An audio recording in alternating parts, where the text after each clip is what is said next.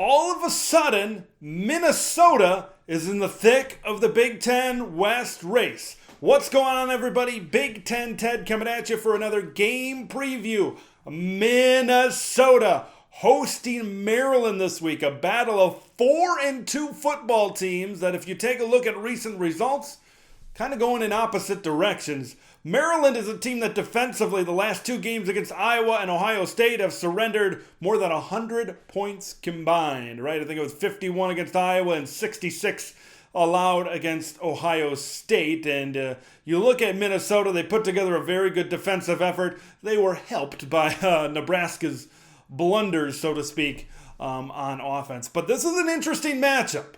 Right, you look at Maryland. This is a team offensively coming into the season. Taulia Tagovailoa. Offense was the name of their game. Now, the Iowa game, Dante Demas goes down. Jashawn Jones goes down in the Ohio State game. Now, they're kind of like what Minnesota's dealing with at the running back position. Maryland is dealing with at the wide receiver position. They got to expect Raheem Jarrett. He's going to have to step up. Maybe Tayon Fleet-Davis gets involved in the passing game a little bit more. Tayon Fleet-Davis is a guy that has decent rushing stats. I believe he's gotten into the end zone 7 times this season on the ground, can catch the ball out of the backfield as well. Wonder if they get him involved a little bit more. Remember, Maryland is coming off of a bye week, just like Purdue was coming off of a bye week, and they beat the Iowa Hawkeyes. So keep that in the back of your head. A little bit more preparation. They needed a bye week after those two clobberings that Iowa and Ohio State gave both of them. I'm focusing in on the trenches in this game because you saw last week what that Minnesota offensive line was able to do. But I can't remember really any time where Nebraska was consistently able to get into the backfield to disrupt Tanner Morgan. Their offensive line did a great job protecting Tanner. Minnesota, third in the Big Ten in allowing sacks this season. They've only allowed 9 sacks, and you saw that against Nebraska. Tanner was able to make some good throws, and they ran the ball pretty well as well. But as long as we're talking about Minnesota's offensive line, we got to talk about what's on the other side in this one for the Terrapins. Their defense and their defensive line. They lead the Big Ten in sacks this season. 2 out of the 3 individual leaders in sacks of the conference reside in College Park, Maryland, wearing the red and black of the Terps. So here's the matchup. Can Maryland get enough of a pass rush to deter Tanner Morgan, get him outside the pocket, fluster him a little bit? Tanner is great when he's got time to throw. We saw that against Nebraska. Chris Ottman-Bell can make plays, and their other hyphenated receivers can make plays. It also helps when Minnesota is able to run the ball and you get better one-on-one matchups on the outside. But if Maryland can get in there and get a pass rush and disrupt Tanner Morgan, that's going to equate into some problems. When I look at this matchup, Minnesota's got to run the ball. They got to be physical. Try to keep Taulia Tagovailoa off the field. Now, I'm not sure if Taulia's and this Maryland offense is going to be as potent going forward because Dante Demas, because Jashawn Jones are no longer in the lineup. They're going to have guys that are going to have to step up.